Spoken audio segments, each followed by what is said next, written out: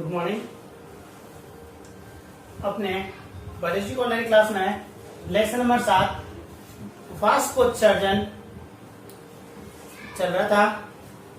इसमें कल की जो लास्ट क्लास थी उसमें चल रहे थे रंध्रों के खुलने और बंद होने की क्रियाविधि के सिद्धांत, जिनमें से दो सिद्धांत अपन ने कल करवा दिए थे। नंबर 1 स्टार्स सरकार सिद्धांत और दूसरा स्टीवार्ट थ्योरी। ये दो सिद्धांत थे जो रंध्रों के खुलने और बंद होने की जो क्रियाविधि थी उसके बारे में इन दोनों सिद्धांतों से स्पष्ट किया गया था कि किस प्रकार से रंध्र खुलते हैं और किस प्रकार से रंध्र बंद होते हैं। ये रंध्रों के जो खुलने और बंद होने की जो क्रियाविधि है, जो सिद्धांत दिए गए हैं, उनमें से सबसे महत्वपूर्ण सिद्धांत और सर्वाधिक जो मान्य सिद्धांत है वो आज का सिद्धांत आता है सक्रिय K+ आयन के स्थानांतरण का सिद्धांत। कौन सा आता है? सक्रिय K+ आयन स्थानांतरण का सिद्धांत। ये रंध्रों के खुलने और बंद होने की क्रियाविधि का सबसे महत्वपूर्ण सिद्धांत है। ये देखो, नाम से पता है एक्टिवेशन K+ आयन। जब K+ आयन का एक्टिवेशन होएगा और जब ये K+ आयन परस्पर स्थानांतरण दर्शाएंगे। अब स्थानांतरण क्या होगा? दो ही चीज है, एक तो अपने पास द्वार कोशिका होती है और दूसरी आसपास की सहायक कोशिका होती है। तो या तो द्वार कोशिकाओं से सहायक कोशिकाओं में जाएगा या सहायक कोशिकाओं से द्वार कोशिकाओं में आएगा। अब इसके स्थानांतरण से कब तो रंध्र खुलेंगे और कब रंध्र बंद होंगे, ये इस सिद्धांत में स्पष्ट किया गया है कि K+ आयन के स्थानांतरण से किस प्रकार से रंध्रों के खुलने और बंद होने की क्रिया होती है। लेकिन इससे पहले ये देखें कि ये सिद्धांत था ना, ये सर्वप्रथम एक वैज्ञानिक था इमामुरा और दूसरा था फ्यूजिनो। सबसे पहले इस सिद्धांत का जो प्रतिपादन किया था, ये सिद्धांत दिया गया था, ये सिद्धांत सबसे पहले 1959 के आसपास इमामुरा और फ्यूजिनो नामक दो वैज्ञानिक थे। इन्होंने संयुक्त रूप से इस सिद्धांत को दिया गया था। इसके बाद में इस सिद्धांत में कुछ चेंजेबल किए थे और चेंजेबल करने के बाद में इसका जो रूपांतरित सिद्धांत दिया गया था वो वैज्ञानिक था लेविट। इसने 1974 में कुछ परिवर्तन किए और परिवर्तित करने के बाद में उसको नया रूप दिया, वो दिया था लेविट ने 1974 में। और जो लेविट ने सिद्धांत दिया था, इसके बाद में एक रस्टिके और बोलिंग नामक वैज्ञानिक था। इन दोनों ने इसको संयुक्त रूप से क्या किया, इसका अनुमोदन किया और 1976 के आसपास इस सिद्धांत का पूर्ण रूप से अनुमोदित करके और ये कहा गया कि ये सिद्धांत आधुनिक का सबसे मान्य सिद्धांत माना गया है। इसीलिए क्या होता है कि K+ आयन जो सक्रिय K+ आयन का सिद्धांत है, इन सिद्धांत में से सबसे महत्वपूर्ण सिद्धांत K+ आयन का स्थानांतरण का सिद्धांत ही माना जाता है। तो सबसे पहले कल की जो क्लास अपने लास्ट की थी उसी के आगे नंबर 3 पॉइंट डालिए और उसमें लिखिए सक्रिय K+ आयन स्थानांतरण का सिद्धांत। और ये पॉइंट डालने के बाद में तीनों पॉइंट नोट कीजिए यूं के यूं।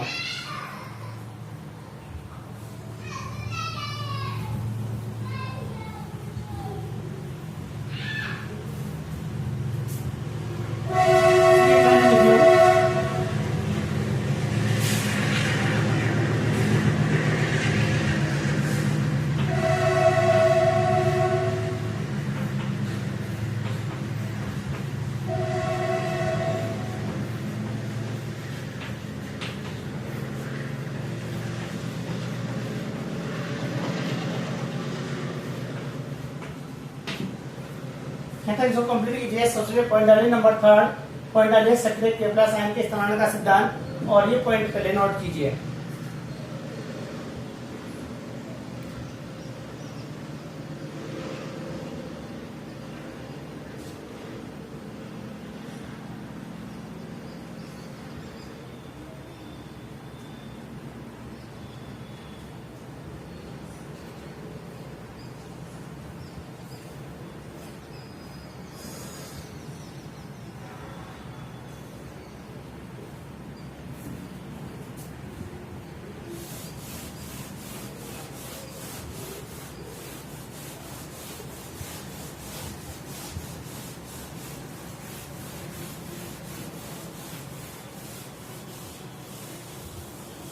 ये जो सिद्धांत है ना, ये रंध्रों के खुलने और बंद होने की जो क्रिया है ना, इसमें दिन के समय और रात के समय, मैं डिवाइड कर देता हूं, इधर लेता हूं दिन के समय, ये तो दिन में कौन सी क्रिया होती है, और इधर ले देता हूं मैं रात्रि में। दोनों आरेख बनाऊंगा, उसके बाद में इसके अपन डिफाइन भी करना है इसको।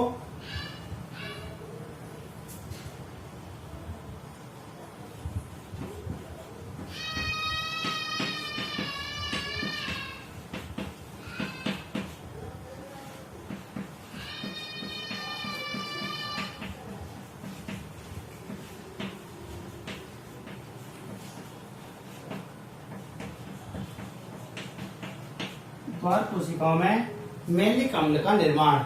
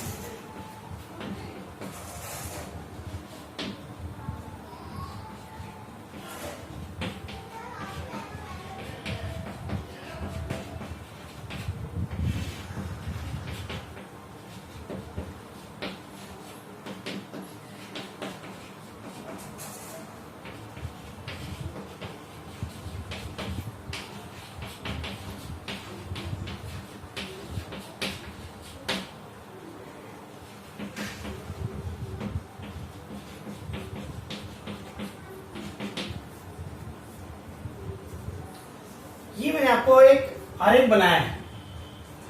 दिन के समय कौन सी क्रिया होती है और रात के समय कौन सी क्रिया होती है। अपन ने अभी तक K प्लस एन सिद्धांत का पॉइंट डाला था और मैंने जो 4 पॉइंट्स लिखाए थे इसकी खोज के बारे में, वो पॉइंट डाले। अब हमको सबसे पहले डालना है दिन के समय। पॉइंट डालो इसमें छोटा सा हेडिंग, दिन के समय। फिर इसको समझ लो, पॉइंट डाल लेना एक बार दिन के समय, फिर इसको समझ लो एक बार। देखो होता क्या है कि जो द्वार कोशिकाएं होती है ना, इन द्वार कोशिकाओं में दिन के समय क्या होता है, मैलिक अम्ल होता है। क्या होता है, मैलिक अम्ल होता है। और ये मैलिक अम्ल होता है ना, ये सूर्य के प्रकाश की उपस्थिति में ये क्या होने लगता है, ये वियोजित होने लगता है। और जैसे ये मैलिक अम्ल जो द्वार कोशिकाओं में जो मैलिक अम्ल प्रेजेंट होता है, इस मैलिक अम्ल का जैसे ही वियोजन होने लगेगा तो ये malate plus H plus ion में टूट जाता है। किसमें टूट गया, ये मैलेट में, और H प्लस आयन में ये टूट गया। जैसे मैलेट में H प्लस आयन में टूटा है तो धनायन की वृद्धि हो गई। इसीलिए क्या होता है कि ये H प्लस आयन होता है ना, इस H प्लस आयन के स्थान पर अपने जो सहायक कोशिका होती है, इन सहायक कोशिकाओं से K प्लस आयन द्वार कोशिकाओं की ओर आने लगता है। जैसे K प्लस आयन इस H प्लस आयन के स्थान पर आता है तो H प्लस आयन कहाँ चल जाता है, ये द्वार कोशिकाओं में चल जाता है। तो जैसे K प्लस आयन इन द्वार कोशिकाओं में पहुंचता है तो ये K प्लस आयन इस मैलेट के साथ मिलकर के क्या बनाता है, पोटेशियम मैलेट का निर्माण करता है।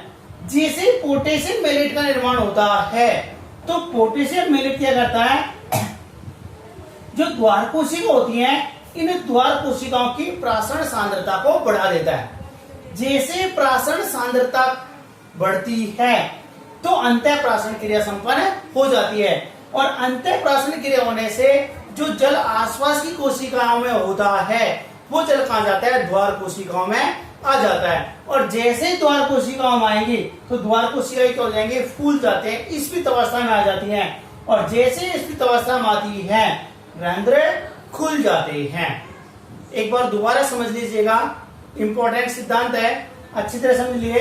देखो मैं ये कहना चाह रहे हैं, जब द्वार कोशिकाओं में जो मैलिक अम्ल प्रेजेंट होता है, ये ध्यान रखिएगा आप तो कि जो द्वार कोशिकाएं होती हैं उन द्वार कोशिकाओं में मैलिक अम्ल उपस्थित होता है।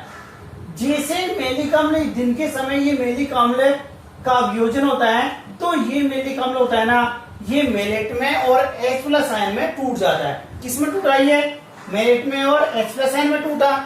जैसे मैलेट और H प्लस आयन में टूटता है तो उसी समय क्या होता है, जो सहायक कोशिकाएं होती हैं उन सहायक कोशिकाओं में से सक्रिय K प्लस आयन होता है। ये सक्रिय K प्लस आयन इन सहायक कोशिकाओं से द्वार कोशिकाओं की ओर आने लगता है। जैसे द्वार कोशिकाओं में K प्लस आयन आता है तो यहाँ से H प्लस आयन उदासीनता बनाए रखने के लिए कहाँ चल जाता है, ये सहायक कोशिकाओं में चल जाता है।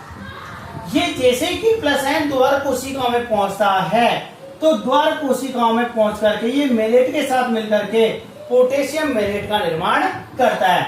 जैसे द्वार कोशिकाओं में पोटेशियम मैलेट का निर्माण होता है तो ये पोटेशियम मैलेट क्या करता है, द्वार कोशिकाओं की जो प्रासरण सांद्रता होती है उसे प्रासरण सांद्रता को ये बढ़ा देता है, जिसके कारण इसमें अंतःप्रासन क्रिया होने लगती है। और अंतःप्रासन क्रिया होने से जो द्वार कोशिकाएं होती हैं, ये द्वार कोशिकाएं स्फीत अवस्था में आ जाती हैं। और जब कोशिकाएं स्फीत अवस्था में होती हैं द्वार कोशिकाएं, तो रंध्र खुल जाते हैं। ये तो काम होता है दिन के समय।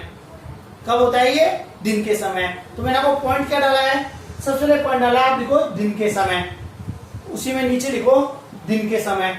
आपको टुकड़े नहीं करने, आप सीधे लिखिए फ्रंट पेज पे दिन के समय।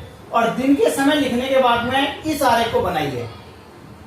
केवल एक आरेख बनाना है, ये वाला, इस वाले को नहीं बनाना है, केवल इस वाले आरेख को बनाना है। यो कहीं आरेख लिखिएगा नोटबुक में। इसके बाद में इसको डिटेल से पॉइंट बाय पॉइंट नोटबुक में नोट करवाता हूं बोल करके। आप पहले इसको नोट कीजिए।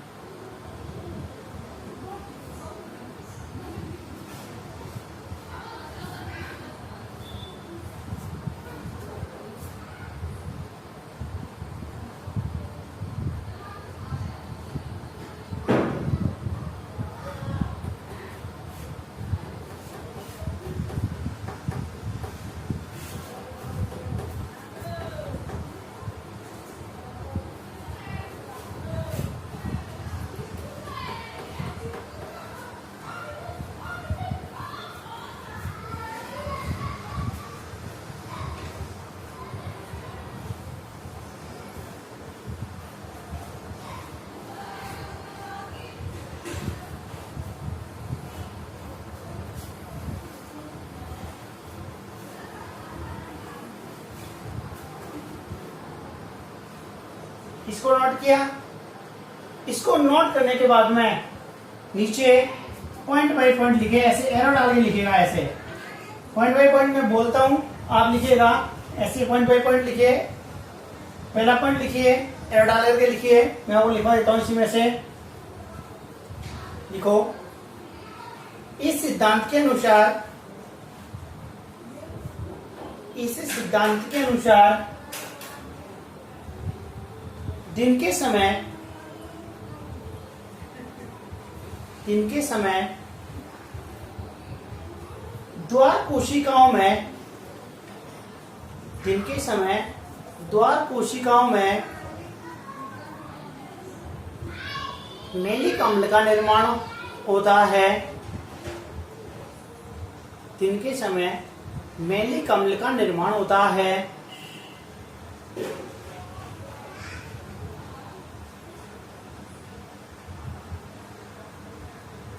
यह मैलिक अम्ल वियोजित होकर, यह मैलिक अम्ल वियोजित होकर मैलेट व H प्लस आयन में, मैलेट व H प्लस आयन में टूट जाता है। मैलेट व H प्लस आयन में टूट जाता है।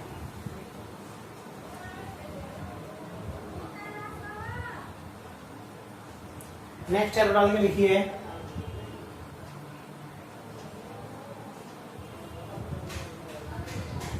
जब मैलिक अम्ल का वियोजन हो जाता है, जब मैलिक अम्ल का वियोजन हो जाता है तो सहायक कोशिकाओं से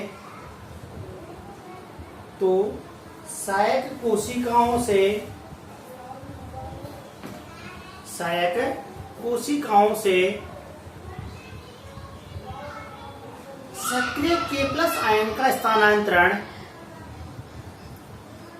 सक्रिय K प्लस आयन का स्थानांतरण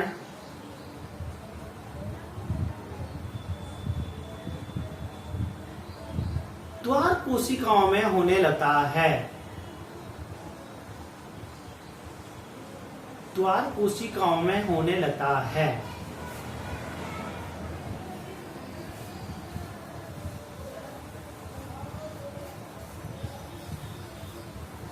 इन सहायक कोशिकाओं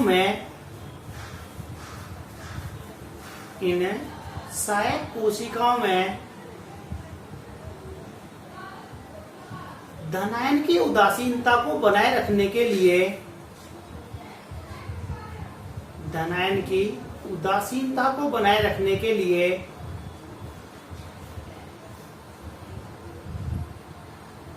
H plus ion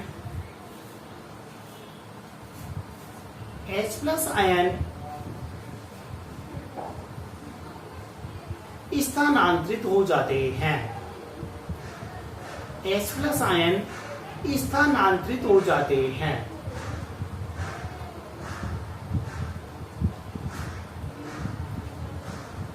next arrow डाल के लिखिएगा,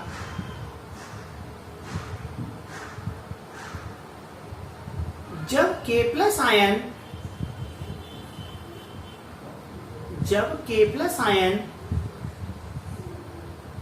द्वार कोशिकाओं में पहुंच जाते हैं, जब K प्लस आयन द्वार कोशिकाओं में पहुंच जाते हैं तो ये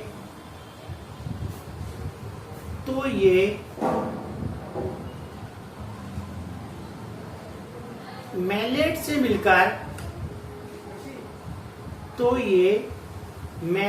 मिलकर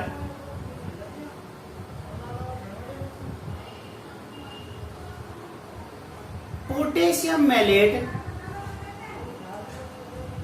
तो ये मैलेट से मिलकर पोटेशियम मैलेट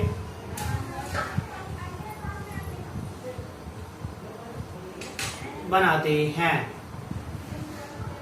पोटेशियम मैलेट बनाते हैं।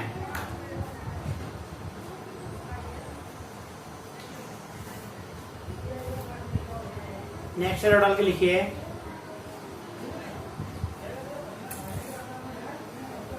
यह पोटेशियम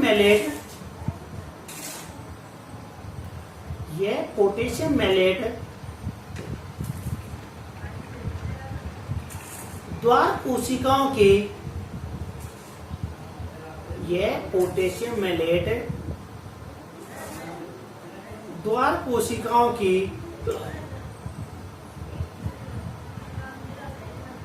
परासरण सांद्रता को बढ़ा देता है, परासरण सांद्रता को बढ़ा देता है, जिससे अंतःप्राशन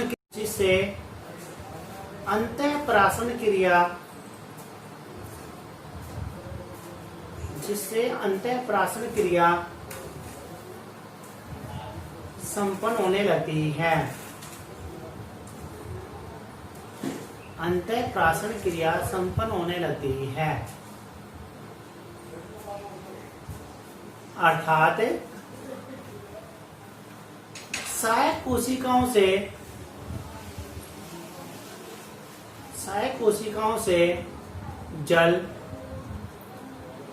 द्वार कोशिकाओं में आने लगता है।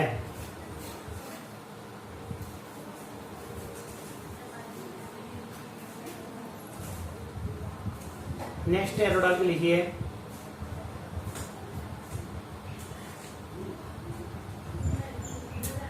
अंतःप्राशन से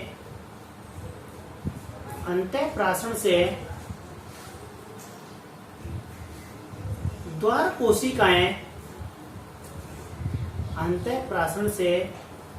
कोशिकाएं स्फीत अवस्था में आ जाती हैं, अर्थात द्वार कोशिकाएं फूल जाती हैं, जिससे रंध्र खुल जाते हैं,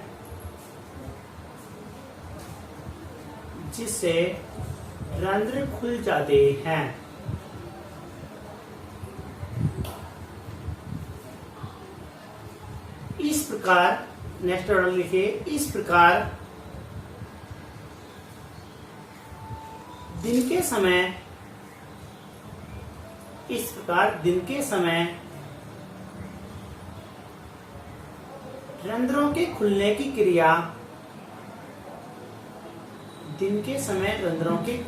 क्रिया संपन्न होती है।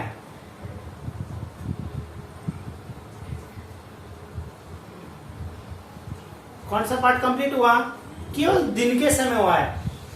सबसे पहले पॉइंट डाला होगा आपने दिन के समय, फिर आपने ये आरेख बनाया होगा, और आरेख के बाद में मैंने अभी जो आपको इस आरेख की डिफाइन किया है, एरो बाय एरो पॉइंट डलाए, वो पॉइंट आपने ये एरो बनाने के बाद में लिखे होंगे। कंप्लीट यहाँ तक। नीचे पॉइंट डालिए रात्रि के समय या रात के समय। नीचे पॉइंट डालिए छोटा सा, रात के समय या रात्रि के समय।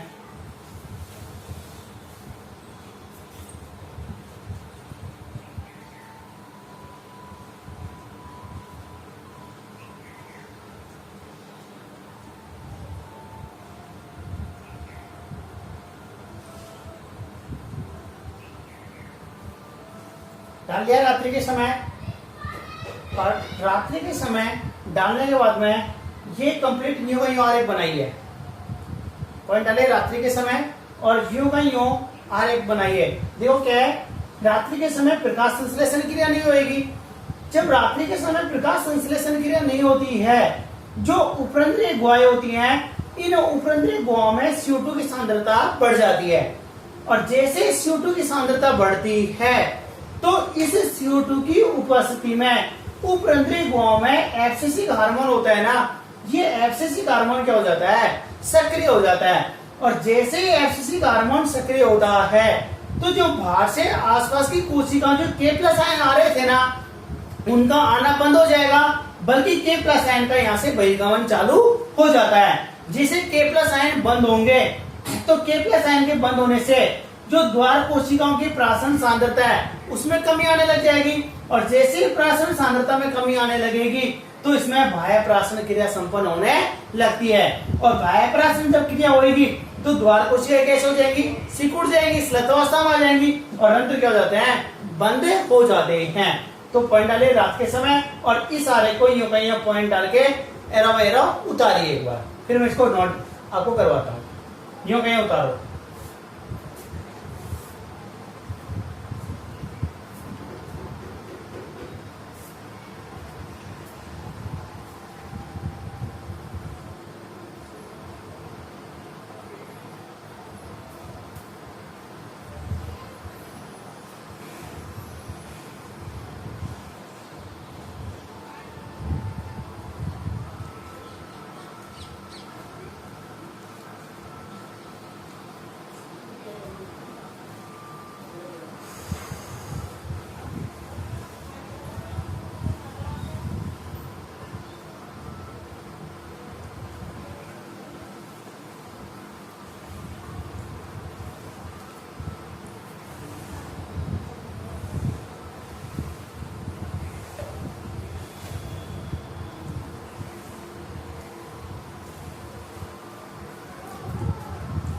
आरेख बना लिया कंप्लीट, यहां से और यहां तक आरेख कंप्लीट कीजिए।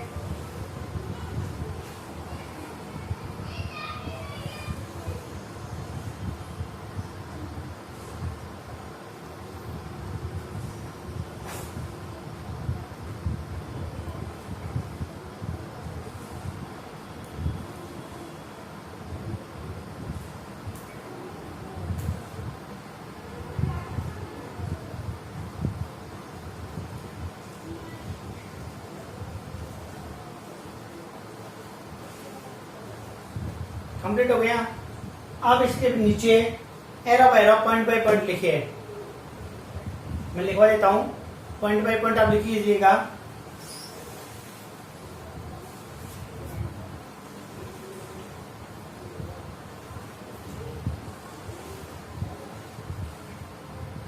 लिखिए, पॉइंट डालिए, एरो डालिए। इसमें लिखो रात्रि के समय आत्मों में प्रकाश संश्लेषण क्रिया संपन्न नहीं होती है। रात्रि के समय आत्मों में प्रकाश संश्लेषण क्रिया संपन्न नहीं होती है।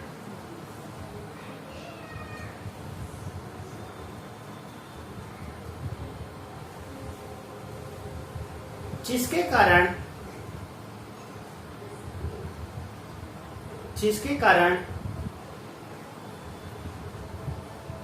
उपरंध्रीय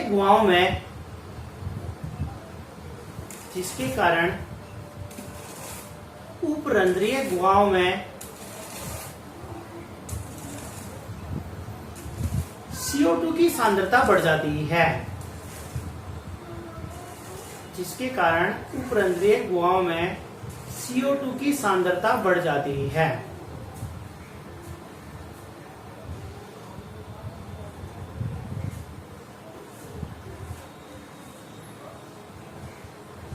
नेक्स्ट पॉइंट डालिए।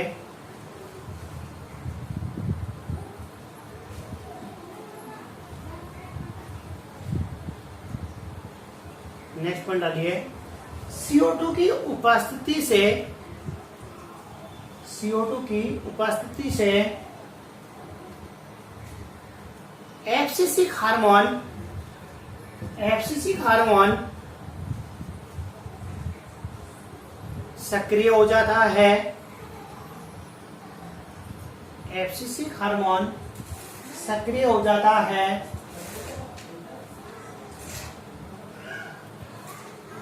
जिसके कारण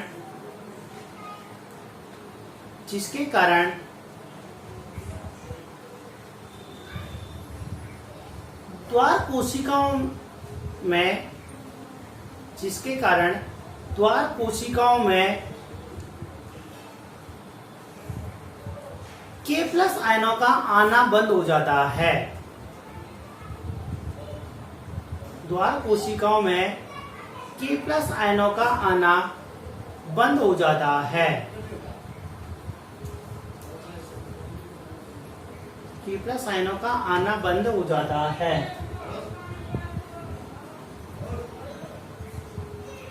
साथ ही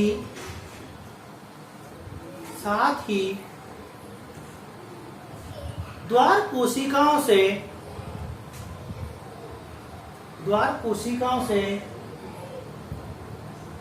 K+ आयनों का बहिर्गमन होने लगता है। K+ आयनों का बहिर्गमन होने लगता है।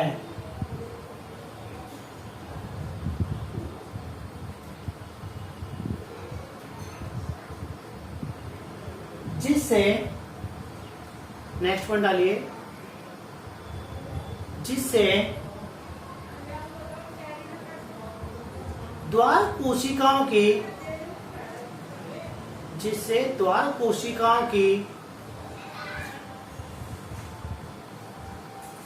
परासरण सांद्रता में कमी होने लगती है। परासरण सांद्रता में कमी होने लगती है।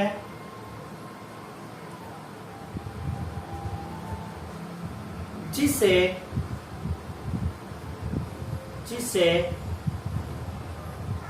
इन द्वार कोशिकाओं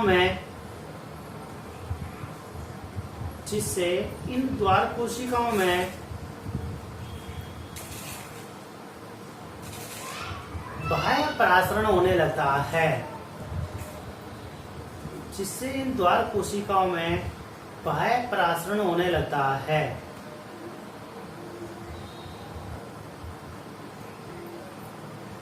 नेक्स्ट वन डालिए,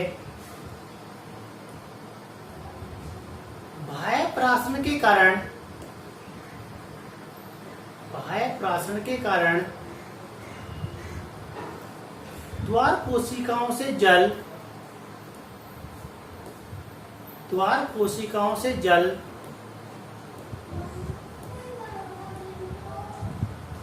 सहायक कोशिकाओं में जाने लगता है। सहायक कोशिकाओं में जाने लगता है।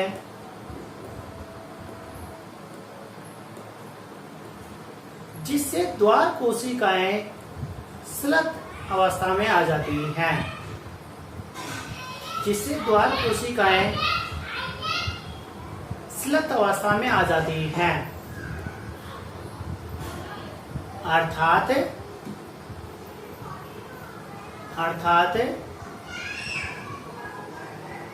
द्वार कोशिकाएं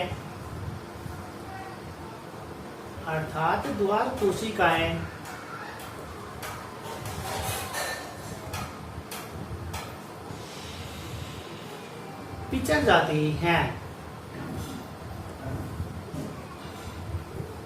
जिससे रंध्र बंद हो जाते हैं। जिससे रंध्र बंद हो जाते हैं।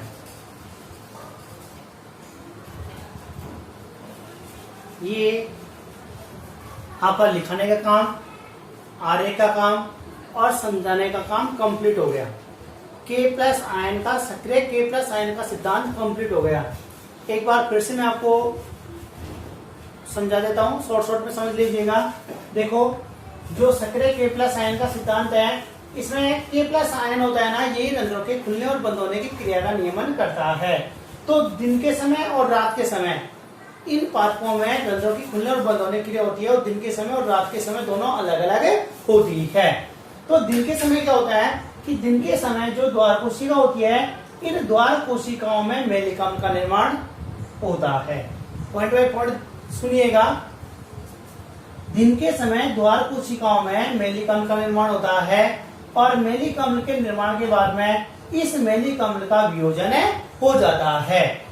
जैसे मेलिकम का वियोजन होता है, तो वियोजन के बाद में ये मेलेट और H प्लस आयन में टूट जाता है। किसमें टूटा? ये मेलेट में और H प्लस आयन में टूटा। जैसे मेलेट और H प्लस आयन में ये टूटता है तो जो सहायक कोशिका होती है, इन सहायक कोशिकाओं में जो सक्रिय K प्लस आयन होता है, ये सक्रिय K प्लस आयन स्थानांतरित होकर के द्वार कोशिकाओं में पहुंच जाता है। अब सहायक कोशिकाओं में धनायन की कमी हुई है। इस धनायन की उदासीनता को बनाए रखने के लिए ये H प्लस आयन इन सहायक कोशिकाओं में चले जाते हैं। जैसे K प्लस आयन इन द्वार कोशिकाओं में पहुंचता है तो द्वार कोशिकाओं में पहुंचने के बाद ये मेलेट के साथ मिलकर के पोटेशियम मेलेट का निर्माण करता है। और जैसे ही पोटेशियम मेलेट का निर्माण होता है तो पोटेशियम मेलेट इन द्वार कोशिकाओं की परासरण सांद्रता को बढ़ा देता है। और जैसे द्वार कोशिकाओं की परासरण सांद्रता बढ़ती है तो इन द्वार कोशिकाओं में अंतःप्रासरण क्रिया होने लगती है, अर्थात जल का जो स्थानांतरण होता है वो सहायक कोशिकाओं से द्वार कोशिकाओं की ओर होने लगता है। जैसे द्वार कोशिकाओं में अंतःप्रासरण क्रिया होती है तो ये द्वार कोशिकाएं स्फीत अवस्था में आ जाती हैं, अर्थात द्वार कोशिकाएं ये फूल जाती हैं। और जैसे द्वार कोशिकाएं खुलेंगी रंध्र खुल जाता है। इसी प्रकार से दिन के समय तो रंध्र के खुलने की क्रिया होती है। इसके अपोजिट रात्रि के समय क्या होता है? रात के समय पर उनको पता है कि रात के समय प्रकाश संश्लेषण क्रिया नहीं होती है। जब रात के समय जब प्रकाश संश्लेषण क्रिया नहीं होगी तो प्रकाश संश्लेषण नहीं होने से जो उपरंध्रीय गुहाएं होती हैं, इन उपरंध्रीय गुहाओं में CO2 की सांद्रता बढ़ जाती है। क्या होता है? उपरंध्रीय गुहाओं में CO2 की सांद्रता बढ़ जाती है। और जैसे ही उपरंध्रीय गुहाओं में CO2 की सांद्रता बढ़ती है तो इस CO2 की उपस्थिति के कारण जो एब्सिसिक अम्ल होता है, ये एब्सिसिक एसिड होता है, ये एब्सिसिक एसिड सक्रिय हो जाता है। और जैसे ही एब्सिसिक एसिड सक्रिय होता है तो ये बाहर से जो सहायक कोशिकाओं से K प्लस आयन द्वार कोशिकाओं में आ रहे थे उसके आवागमन को ये बंद कर देता है। इसके साथ ही जो द्वार कोशिकाओं में K प्लस आयन प्रेजेंट भी है ना, तो उनको क्या करने लगता है? ये बहिर्गमन करने लगता है, जिसके कारण जो द्वार कोशिकाएं होती हैं उन द्वार कोशिकाओं की जो प्रासरण सांद्रता होती है, ये प्रासरण सांद्रता घटने लगती है। और जैसे प्रासरण सांद्रता में कमी आती है तो कमी आने के कारण इसमें बाह्य प्रासरण क्रिया संपन्न होने लगती है, अर्थात द्वार कोशिकाओं में जो जल के अणु उपस्थित हैं वो जल आसपास की सहायक कोशिकाओं में जाने लगता है, जिससे द्वार कोशिकाएं सिकुड़ जाती हैं, पिचकने लग जाती हैं। इसको अपन कहते हैं स्लत अवस्था। जिससे द्वार कोशिकाएं स्लत अवस्था में आ जाती हैं और जैसे स्लत अवस्था में होती है, सिकुड़ती हैं, तो रंध्र क्या हो जाता है? बंद हो जाता है। इस प्रकार दिन के समय तो रंध्र खुलते हैं और रात के समय रंध्र बंद होते हैं। इस प्रकार से रंध्रों के खुलने और बंद होने की क्रिया विधि का सबसे आधुनिक सबसे सर्वमान्य सिद्धांत माना जाता है। इसको कई बार एग्जाम में पूछा जा चुका है, इसलिए मैंने आपको डिटेल से सब चीज एक एक पॉइंट बाय पॉइंट आपको स्टेप से समझाया। आज क्लास को यहीं ऑफ करते हैं। कल कुछ फैक्टर्स पढ़ेंगे, प्रभावित करने वाले कारक पढ़ेंगे, वो कल की क्लास में पढ़ेंगे। आज की क्लास के लिए धन्यवाद।